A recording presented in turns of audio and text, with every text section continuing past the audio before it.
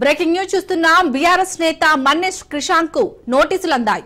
గచ్చిబౌలి పోలీసులు మన్నె క్రిషాంక్ కు నోటీసులు అందించారు.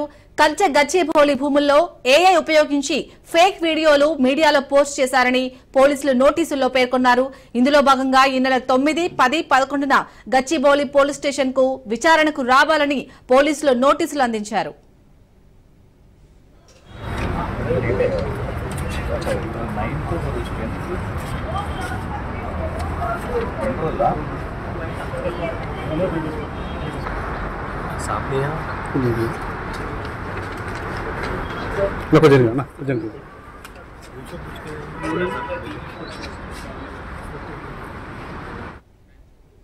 ఇక పోలీసుల నోటీసులపై స్పందించారు మన్నె క్రిషాంక్. ఏఐను తాను ఎక్కడా వాడలేదన్నారు. ఎస్సీయూలో విడుదల చేసిన ఫోటోలు, వీడియోలు వాస్తవమే అన్నారు క్రిషాంక్. రేవంత్ ప్రభుత్వం తనపై 4 కేసులు పెట్టిందన్న క్రిషాంక్ పోలీస్ నోటీసులు లీగల్ గానే ఎదుర్కొంటామన్నారు. జింకలు చనిపోవడానికి కారణమైన వారిపై కేసులు పెట్టాలని డిమాండ్ చేశారు.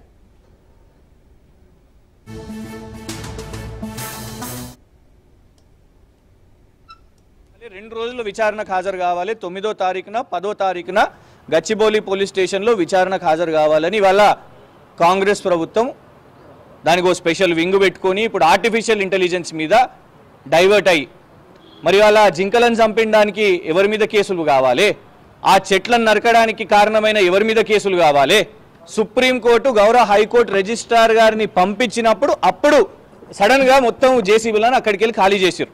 ఇవాళ దేశ స్థాయిలో అందరు కూడా ప్రశ్నిస్తున్నారు. సిగ్గుండాలే ఏంటంటే 400 ఎకరాలు రేవంత్ రెడ్డి గారు పోరాటం చేసి గెలిచిర్రట. కొంచెం మెదడున్న వాళ్ళకైనా ఎవరికైనా అర్థమవుతుంది.